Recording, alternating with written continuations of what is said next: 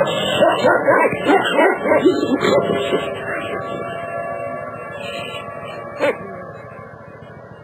listening to The Hour of the Time, and I'm Pooh. I'm William Cooper. I pledge allegiance to the flag of the United States of America and to the republic for which it stands, one nation, under God, indivisible, with liberty and justice for all. Thank you, sweetheart. You're welcome. Did you have something you wanted to say? Oh, yeah, I forgot. And Cal and Denise, hi. I'll see you later, honey. I'll tuck you in. Okay. Good night. Good night. Okay, ladies and gentlemen, I've got some things here that are serious and need to be addressed by you. Attention, all of you people who live in the state of Maryland. Everyone who lives in the state of Maryland. Senate bill, this is state Senate bill, state of Maryland. State Senate Bill 215. The Maryland Gun Violence Act of 1996 is out of committee and apparently steamrolling. If you live in Maryland, call the phone number that I'm going to give you for information on how you can help stop it now. You can either stop it now, folks, or you can suffer the aggravation and the work of trying to collect thousands of signatures on referendum petitions in a couple of weeks or throughout the next year, whichever you prefer, if you care. Gun Owners of America is opening their Springfield, Virginia office to help with a phone bank. Anyone who can get there should call Gun Owners of America, ask for Dennis for directions, and they'll tell you what to do. The number is 703-321-8585. That's 703-321-8585. Do you want to be licensed by the Department of Motor Vehicles to buy a gun? Chihuahua. Would you like to have any guns in your home confiscated when police visit for other reasons? For that's what this bill tells them to do.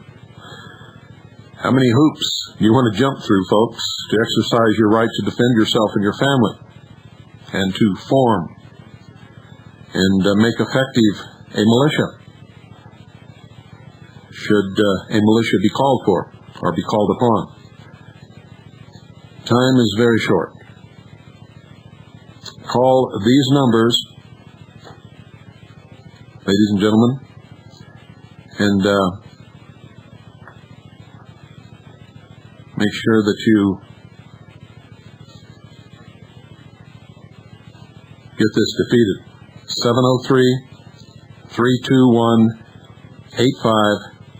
703-321-8585. You can call your state senators at 800-492-7122 or 410-841-3000.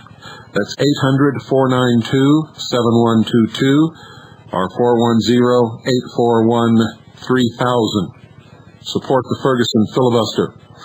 Do not vote for cloture allowing SB 215 to be voted on. Vote against SB 215 if it makes it to the floor for a vote, and that's the message that you should be delivering to your state senators. Well, folks, 229 representatives voted for the Anti-Terrorism bill last Thursday. Can you believe that? 229 representatives voted for the Anti-Terrorism bill last Thursday.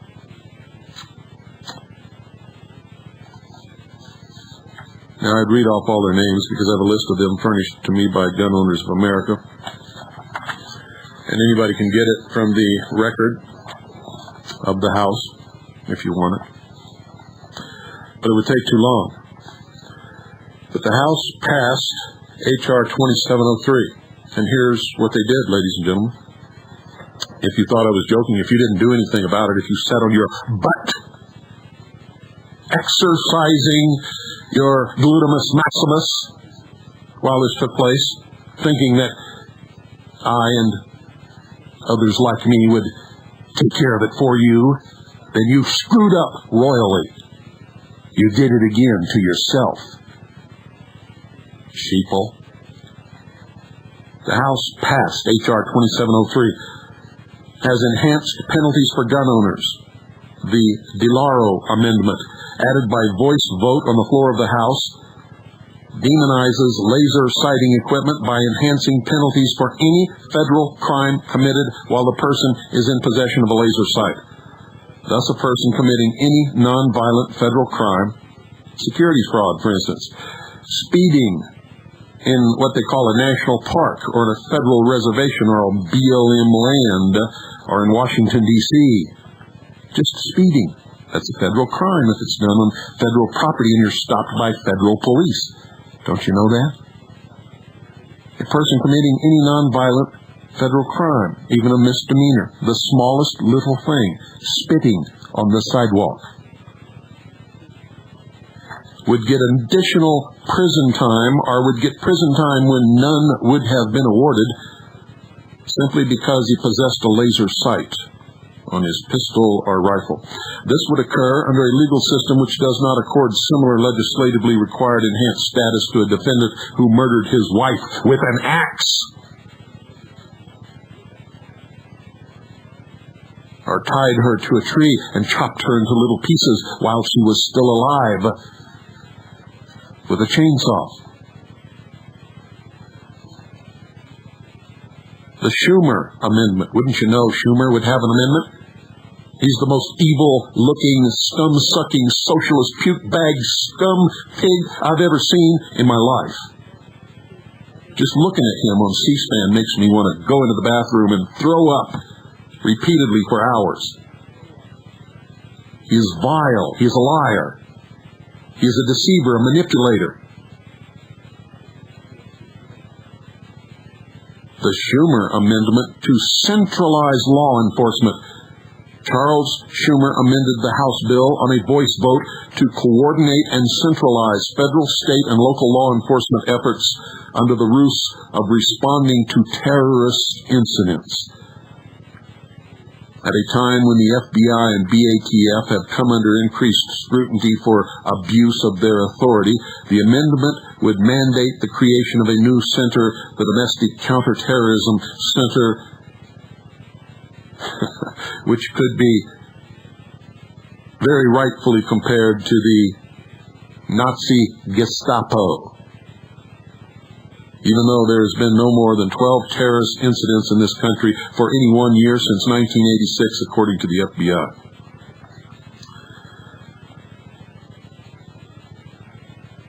And Schumer claims that he's doing all this to prevent what happened in Nazi Germany. Schumer, you're stupid, you airheaded jerk. You didn't learn anything from Nazi Germany. You are the Nazi. You are the racist. You are the liar. You are the terrorist. Wasn't it you that on the floor of the House the other day threatened us that if this bill was not passed, if it was emasculated, that you knew things that we did not know and that we would be sorry?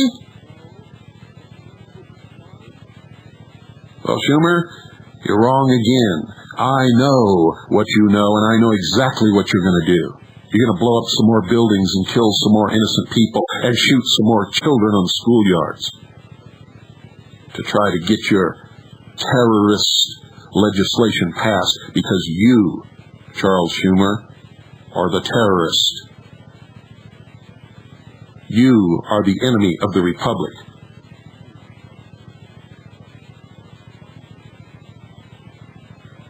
And you better understand, we know it. Schumer's also introduced a bill, ladies and gentlemen, that would make it illegal to criticize the government or anyone in the government or in the Congress or to publicly discuss conspiracy theories. You see, we got Schumer scared. He's so scared, he has peed in his pants. He's introducing legislation that points him out just like someone lit up his nose like a neon light, that he is an insane idiot.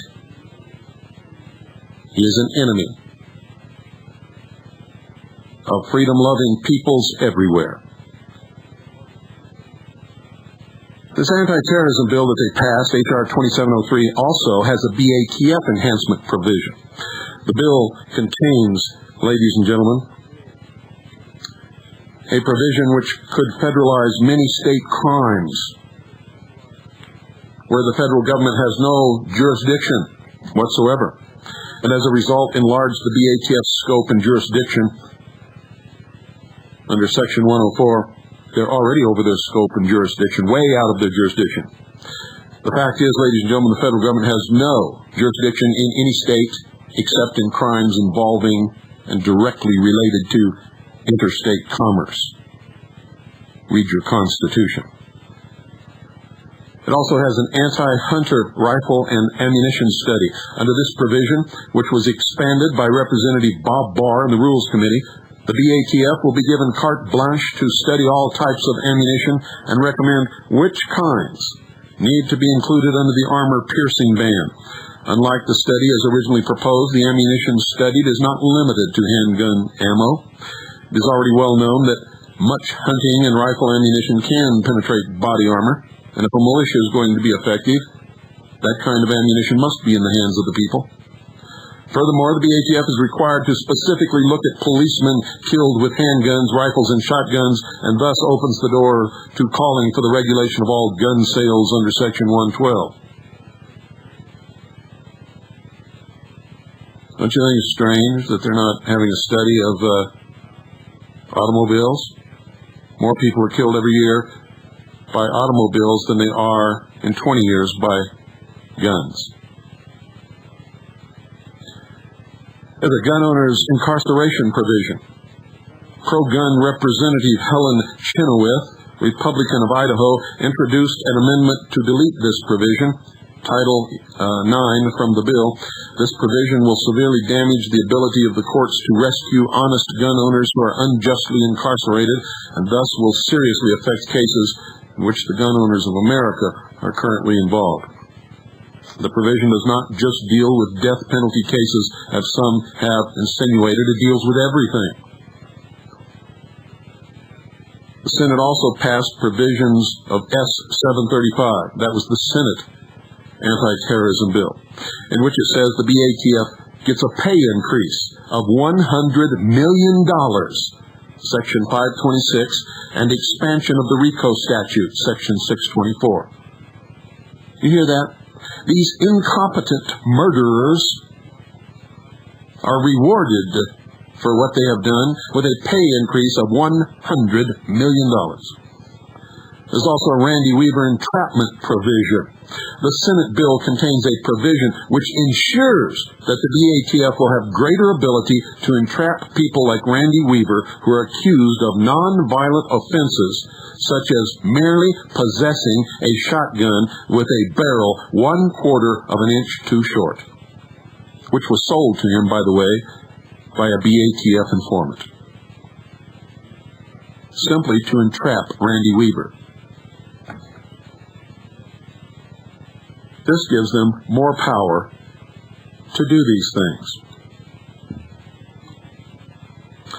The bill extends the statute of limitations for violations under the 1934 Act from 3 years under current law to 5 years, thus giving the BATF more time to persecute unsuspecting, nonviolent, what they call offenders under Section 108.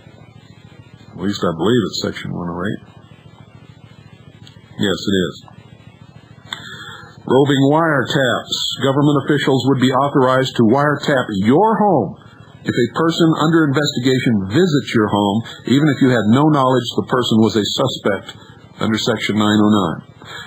So someone that they're investigating could come and visit your home for 5 minutes, and they can wiretap your home for a year or more, as long as they want, as a matter of fact.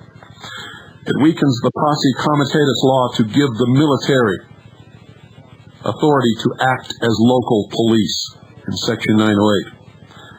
It also gives the FBI authority for fishing expeditions, gives them the power to secure your financial and travel records in certain circumstances without any evidence that anyone has committed any crime under Section 502. You understand, ladies and gentlemen, what you're hearing tonight?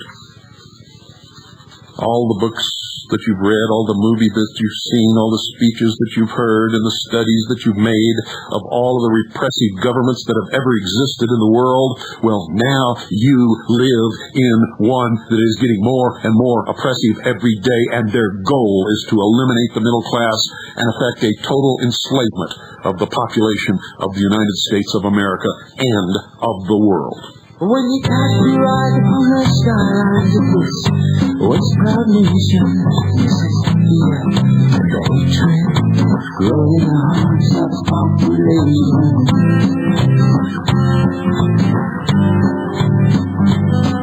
Now we are being seduced by the greedy hands of politics and our trust. The beaten generation, the beaten generation, read or die, a precious and misinformation, the beaten generation. Ladies and gentlemen, you're listening to the Hour of the Time, what the President has called in a White House memo, read on the air by Rush Limbaugh, the most dangerous radio broadcast in America.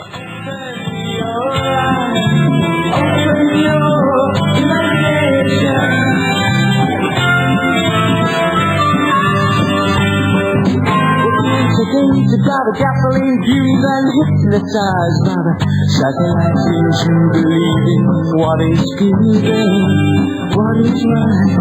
Maybe worshiping the temples of man, or lost in the prisons of religion. And you still walk back to house when you know where left to run. The beaten generation, the beaten generation. What is it that makes this broadcast dangerous, ladies and gentlemen? Because it's the only source in the entire world left where you can hear the truth, where if we make a mistake, we will correct it, where we cite sources and document everything, where the listeners validate the information, not the host. Generation, open your eyes, open your imagination.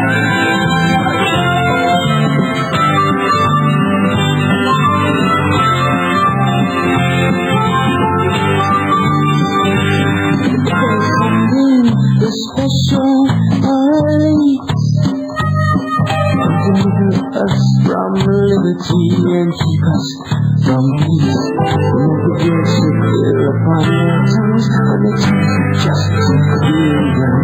Freedom lives in the barrel of a war. Ladies and gentlemen, what I'm going to read to you is an article. I'm not going to tell you who wrote this article until I'm finished with it, because I want to surprise you. It's written by someone who has done some incredibly good work in the past, and on occasion has done some pretty sloppy work. I'll let you make your own decision on what you hear tonight. I can tell you from our research, it is exactly right on the money, right in line with what we have discovered. It's called The Oklahoma Bombing and the Story of a Magazine. Once in a great while, there's a story that is hard to tell, and the writer and his friends and associates risk a great deal just to try to bring it out, to bring to you the details. This may well be just such a time. It was before 10 a.m. Eastern Time in the offices of Media Bypass Magazine in Evansville, Indiana. At the time, they were a recently started publication with a circulation of about 5,000. At the same time, it was before 9 a.m. in Oklahoma City.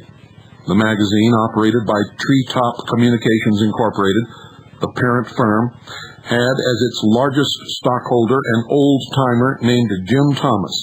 They were dedicated to publishing stories the mass media was afraid to touch.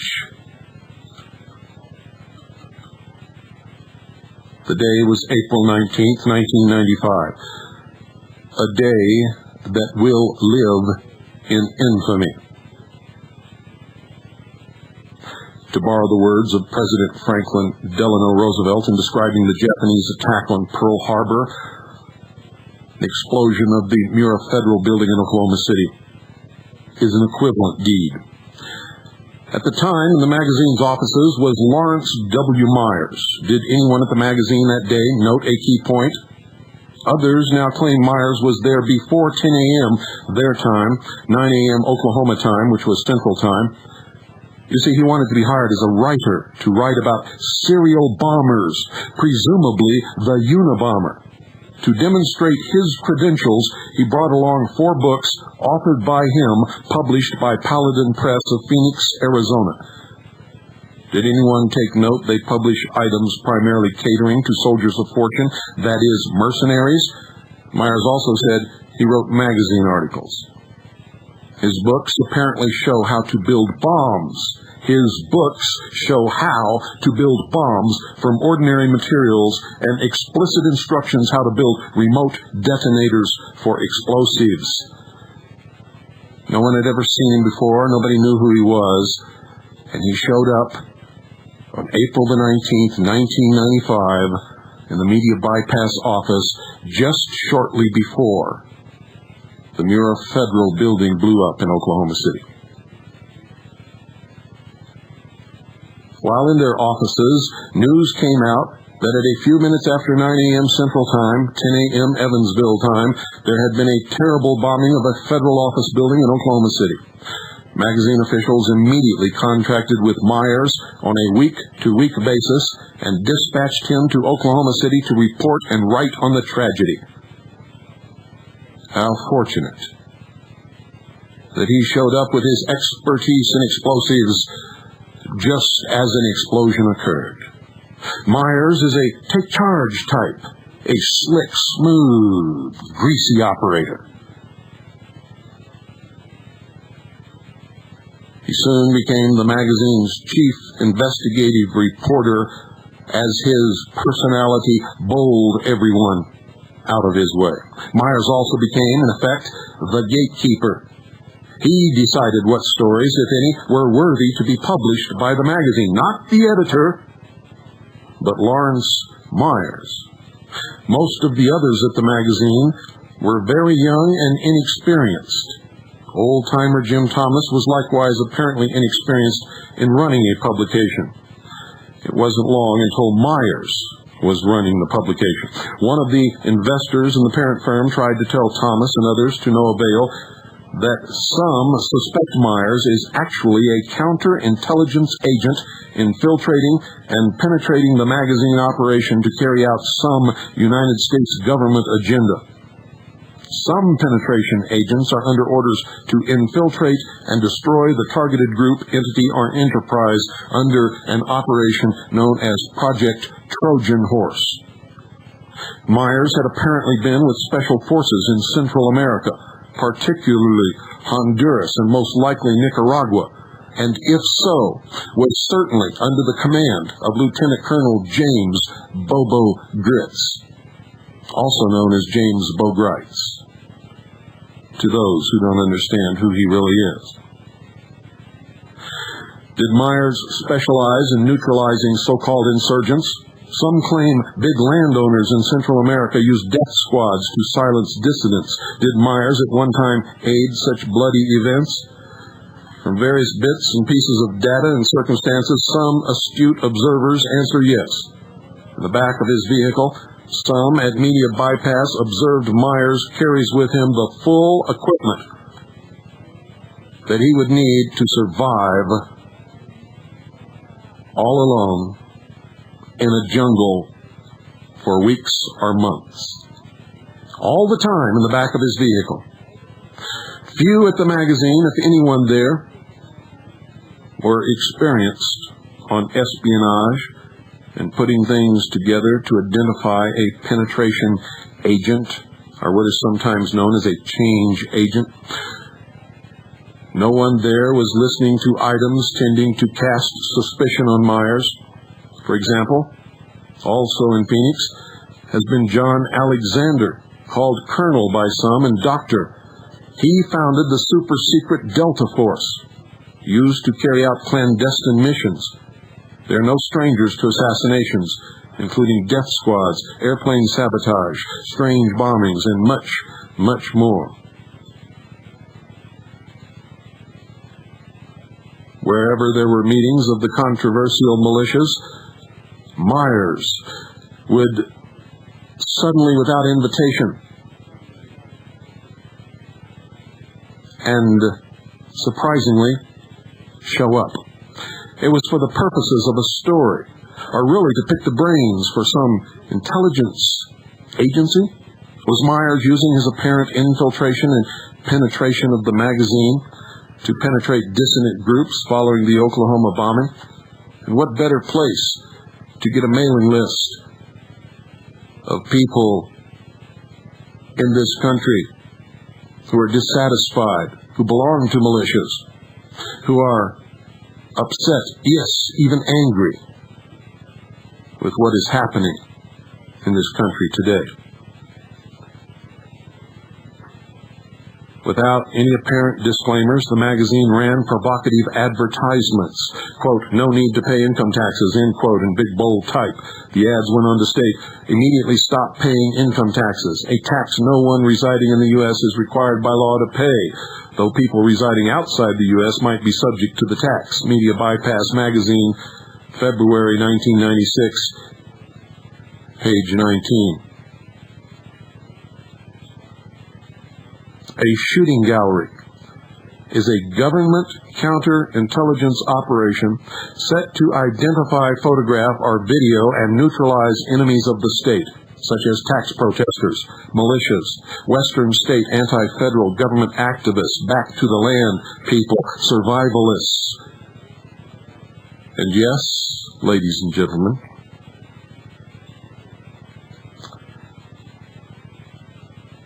you.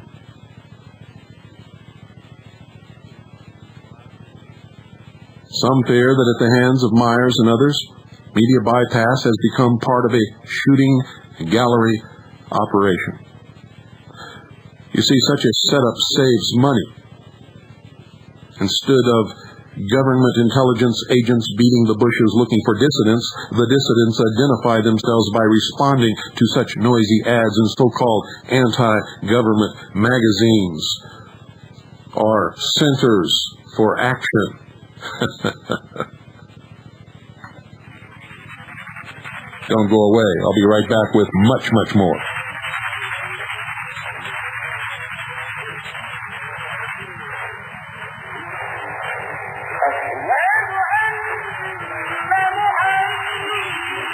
And who do they want to blame it on? Islam.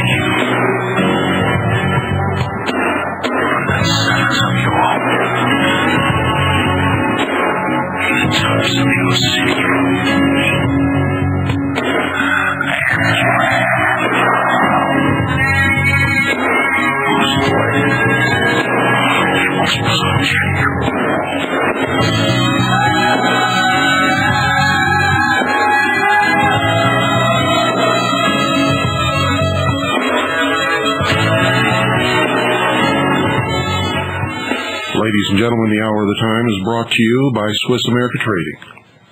They specialized in non-reportable, non-confiscatable hard assets, what until this generation has always been known as real money. Did you know that the Constitution makes the hard statement that no state shall tender in payment of debts anything other than gold or silver coin? Did you know that the Constitution does not give Congress the authority to print money, but to coin money and to establish a system of weights and measurements so that we will know exactly what it is, what the values of measurements and purities are? Did you know that under the law we have never been on a gold standard in the history of this great nation? Never, ever, not once. The money has always been, under the law, a specific weight in measurement and purity of silver coin known as a dollar. And a dollar, no matter how many worthless pieces of paper they print it on, can no more be that specific weight and measurement of purity of silver coin than a quart can be milk. They have fooled you with the name of the measurement. And the law has not changed ever. They have debased our coinage and printed counterfeit money and foisted upon the people right under our noses, and we were so stupid we did not even know what was happening. So according to the Constitution and according to the law, silver coin, known as $1, is still the money of account of the nation. It also states that an equivalent value of gold coin may be used. You see, if we had ever been on a gold standard, ladies and gentlemen, the value of the dollar would have fluctuated with the value of the gold on the world market, and it has never done so. If you'd like to get your hands on some real money, because a great reckoning is coming soon, ladies and gentlemen, will not be brought about by us, by any patriots, or by the militia. You see, we are sworn to protect and defend the Constitution for our states and for the Constitution for the United States of America, to enforce the laws of the Union, suppress insurrection, and repel invasion. It will be brought about by the enemies of the Republic who would destroy it. And that is why the militias and patriots are under attack. We are the only defenders of liberty, of freedom in this country. And when this occurs, ladies and gentlemen, if you do not have some real money, the money that everyone in the world recognizes as money, or equivalent commodities recognized and that will be needed and will be considered to be very valuable in such a time, you're going to be in a ditch with nothing, and no one will come to your aid because they won't have anything to give you. Let that sink in. And then call 1-800-289-2646. That's 1-800-289-2646. Tell them that William Cooper sent you. Tell them that you're a steady listener to the Hour of the Time. Ask for the free newsletter. Find out how you can get your hands on some real money. And don't beat around the bush. Don't pretend you have a lot of money if you don't. Tell them what you can afford, and they'll work with you to help you.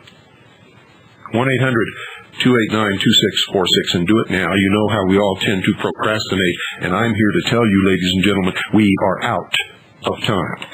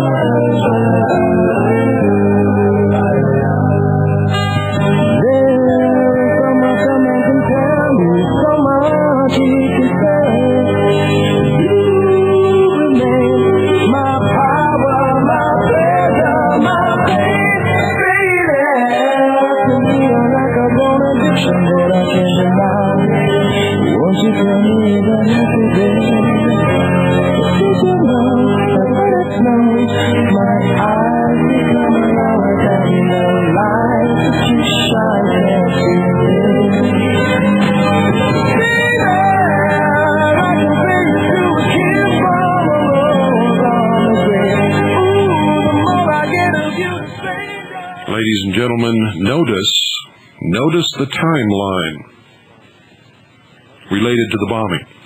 Monday, April 17th, 1995, a special federal grand jury under the wing of independent counsel Kenneth Starr reportedly hands up a sealed indictment charging Hillary Rodham Clinton with a bank fraud, that is, participating with husband William Jefferson Clinton in misappropriating or embezzling some $47 million from a federally insured savings and loan, and B, offenses bordering on treason, namely being the beneficiary of secret offshore accounts purportedly payable to Vincent W. Foster Jr., at one time her law partner, as purported payment for arranging for Jonathan Pollard to convey nuclear missile launch and tracking codes to Israeli intelligence.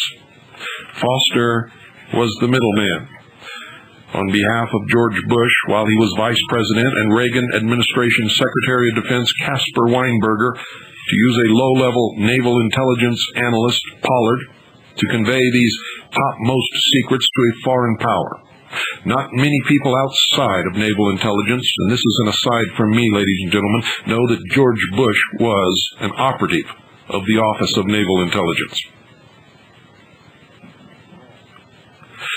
After all, the Reagan-Bush team owed Israel a favor for Israel transshipping United States weapons to Iran, a payoff for Iran delaying the release of the United States embassy hostages to screw Jimmy Carter's bid for re-election as president, 1980. Called the October Surprise, treason by some, the hostages were released a few moments after Reagan was inaugurated the new president in 1981. Coincidence? Well, you've been listening for this broadcast for very long and you still believe in coincidence, turn off your radio, go to bed, and don't ever turn it back to this station again at this time slot, because you haven't learned anything. A federal judge, crony of the Clintons, has kept the sealed indictment sealed to this day. The evening of Monday, April 17, 1995, a plane load of top military brass crashes near Alexander City, Alabama. The plane was apparently sabotaged. 2 explosions in the air were heard by a witness. 1 explosion on the ground. 1 top brass was in the supervisory capacity to the highly secret National Security Agency as well as the Army Security Agency. Like the book 7 Days in May, the passengers were reportedly part of a military coup to arrest under the military code their commander-in-chief, William Jefferson Clinton, for treason, including but not limited to the cover-up of the murder of his boyhood friend Foster, who was implicated with Clinton's wife in the Jonathan Pollard affair. Foster headed a secret bank spying project for the National Security Agency. Foster had the equivalent rank of a general in the National Security Agency, an agency which was outed just recently on this broadcast by delivering to the world more information than anyone has ever even dreamed that anyone knew about the National Security Agency. Was the plane crash near the secret Delta Force base in Alabama? Why do some continue to suspect that Myers is reportedly part of a team working with the Delta Force to stop the few brave military brass dedicated to arresting Clinton for high crimes and high treason,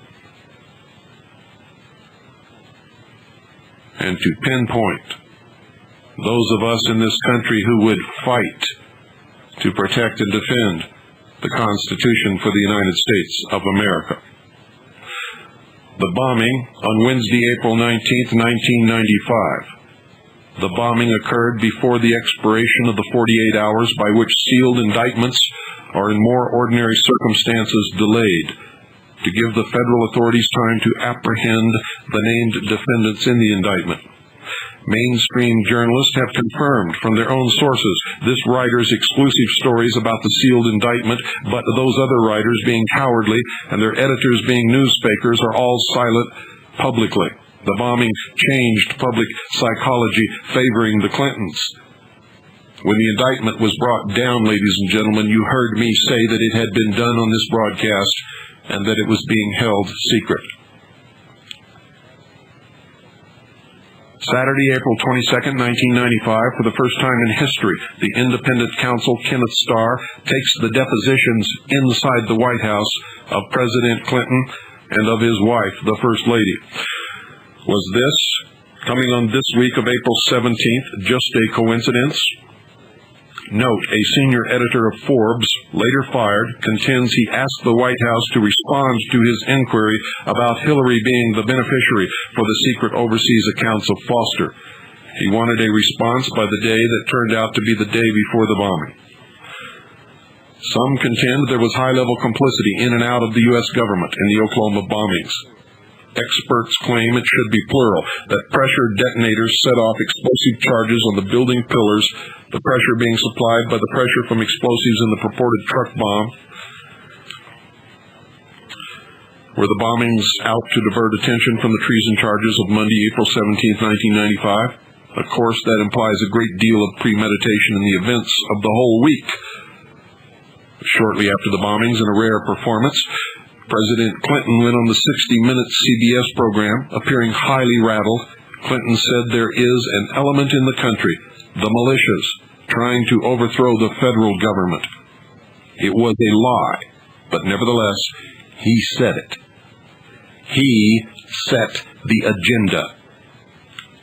Left unsaid that it is justified for him as president and commander-in-chief to murder any group of military officers trying to stage a coup, such as those killed near Alexander City, Alabama, April 17, 1995. Clinton reserved the right, left unsaid, to invoke the emergency fiats put into supposed law by him in June 1994, giving him authority above the U.S. Constitution. One of the provisions, that no court shall have authority to consider a challenge to such emergency authority. And don't forget the helicopter, the Marine helicopter. that was apparently burned out of the sky by microwave beams. What Clinton did was use the bombings to engage in repression against dissidents and other outspoken types, as well as the American people in general. A special federal grand jury in Alabama has been blocked from investigating the sabotaged air crash near Alexander City, the apparent related Delta Force secret base of operations, and the murders by air sabotage to abort the coup attempt. While all these events have been happening, certain persons purporting to be the intermediaries for independent counsel Starr have been traveling throughout the country, supposedly interviewing witnesses on related matters. What they have been actually doing apparently is the following: gathering data to be used for their own personal advantage, financially and otherwise, as a power base, through blackmail and extortion in Arkansas and elsewhere, in and out of public office. Identifying and listing what witnesses, sources of evidence and testimony have to be snuffed out, or what witnesses whose testimony is for sale can be paid to shut up or alter their testimony with perjury. For example, in the Chicago area was a longtime member of the London Gold Pool, previously active with the National Security Agency official Vincent W. Foster Jr. in clandestine gold transactions for espionage work. The Gold Pool member was part of a circle active with Propaganda Do, known as P2, which you've heard about on this broadcast many times. Judges, secret police, legislatures, cabinet members, and journalists, Italy, France, England, and the United States, devoted to overthrowing representative government through the politics of tension, bombings, assassination, and terror. In short, ladies and gentlemen, violence and major disruptions blamed falsely onto dissidents who are actually not dissidents at all, but are freedom-loving patriots sworn to protect and defend the Constitution for the United States of America. All of this is actually being done by a secret organization, a brotherhood known as the Order of the Illuminati. The Gold Pool members' team not only included Foster, but reportedly the Archbishop of Milan, Italy. The Gold Pool member John Tarullo was murdered in August 1995. He had failed in his assignment, which was to completely control those involved in the $50 million secret transfer of federal funds from Chicago to Little Rock. The funds, held in custody for the Federal Savings and Loan Bailout Agency, Resolution Trust Corporation, were misappropriated to make good the purported embezzlement of $47 million from a federally insured savings and loan called Madison Guarantee Savings and Loan, done reportedly by Hillary Rodham Clinton with the aid of her husband. That is the subject of one part of the sealed indictment of April 17, 1995. The $3 million difference between $47 and $50 million was for street tax, bribery of public officials to smooth the way.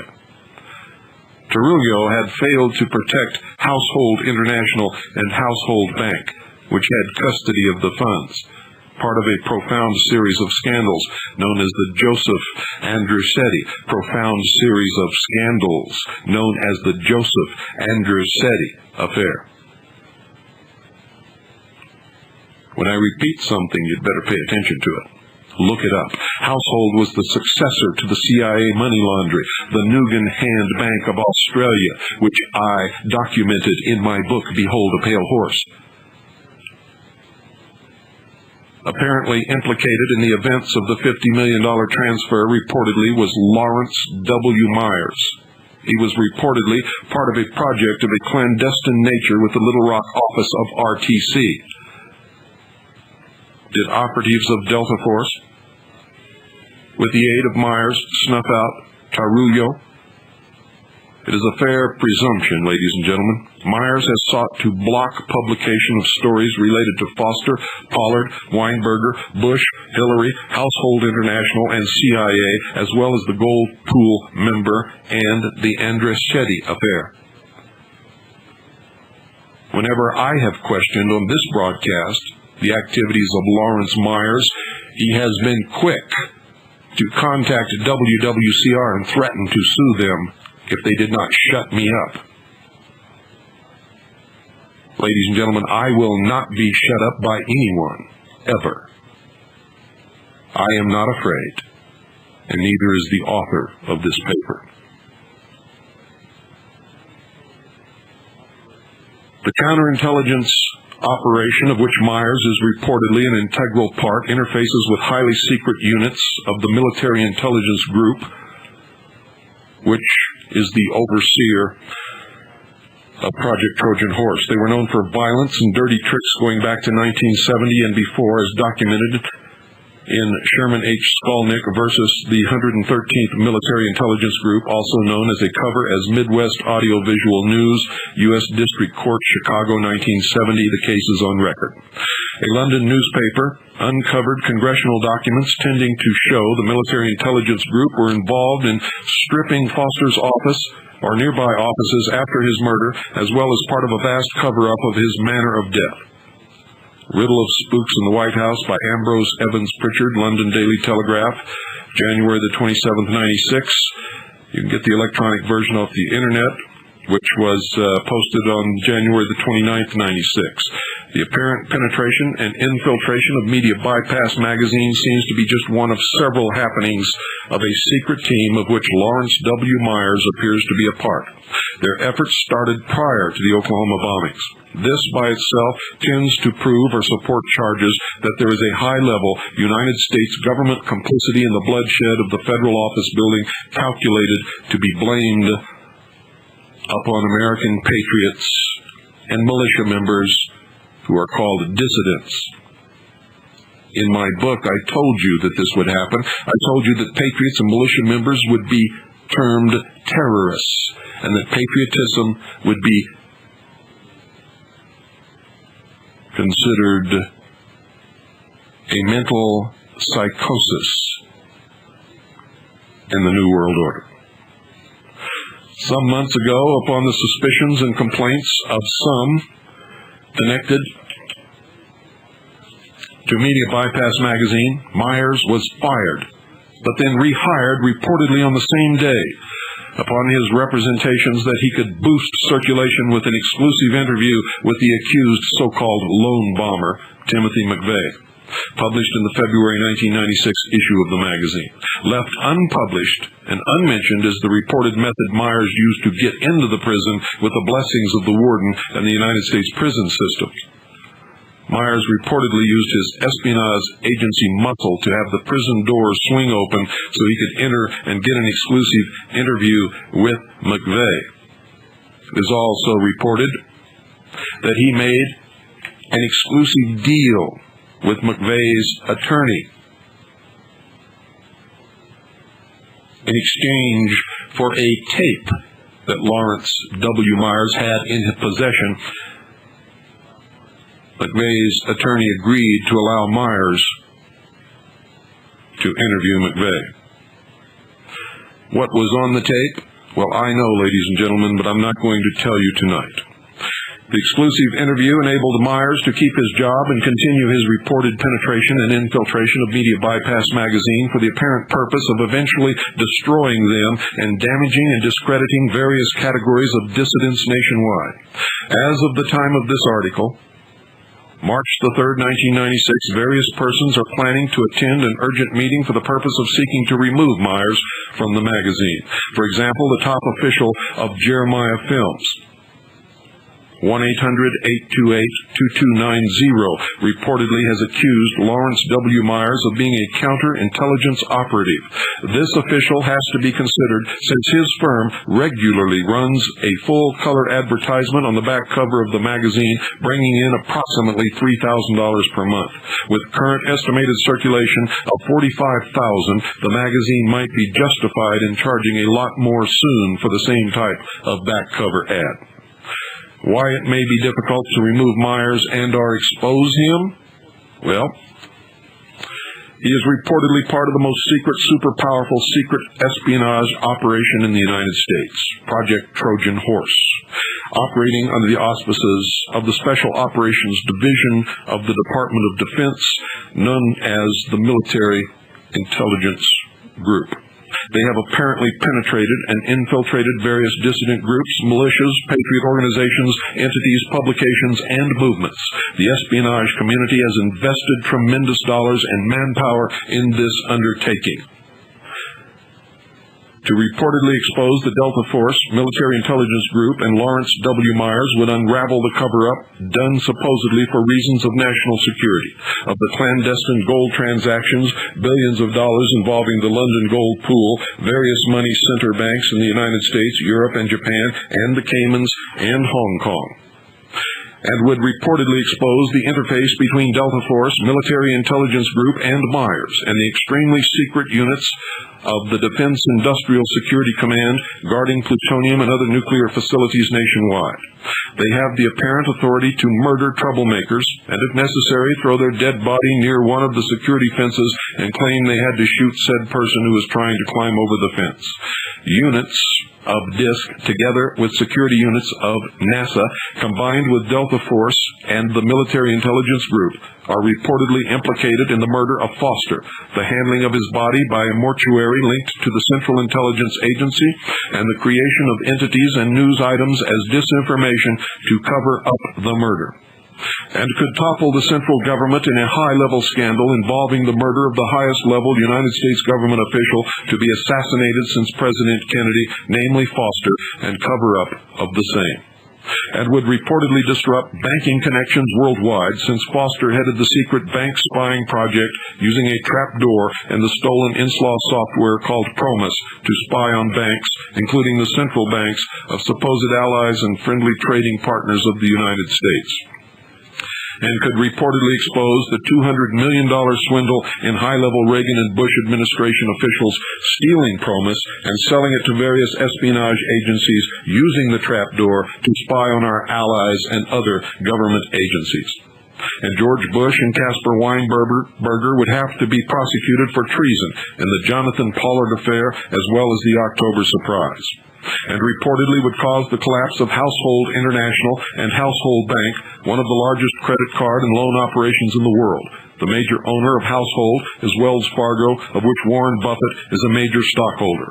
Buffett is one of the largest stockholders in Disney, now owners of ABC News, Coca-Cola, and Geico. Buffett is also one of the largest stockholders of Washington Post Company, as well as the bond house Salomon Brothers, and would tend to prove high-level complicity in the Oklahoma bombing within the government of the United States, and would publicly expose the efforts to arrest Commander-in-Chief Clinton by a military coup like 7 Days in May, a coup aborted by murdering high-level military officers in Alabama, April 17, 1995, and elsewhere.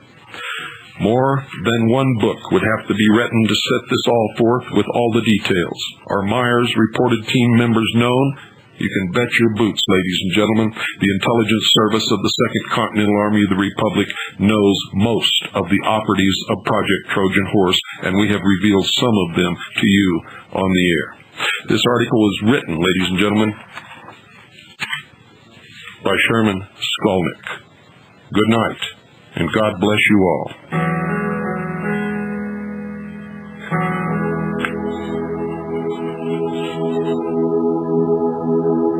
There's no reason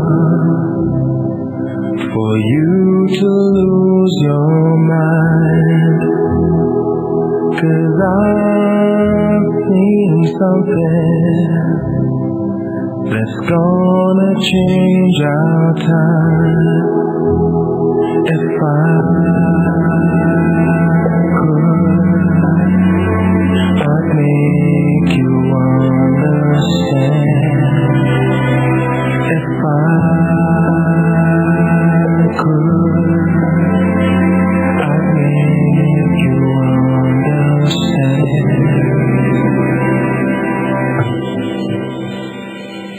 There's no hurry, it's gonna come for sure. I know that someday we're gonna end our war. If I could, I'd make you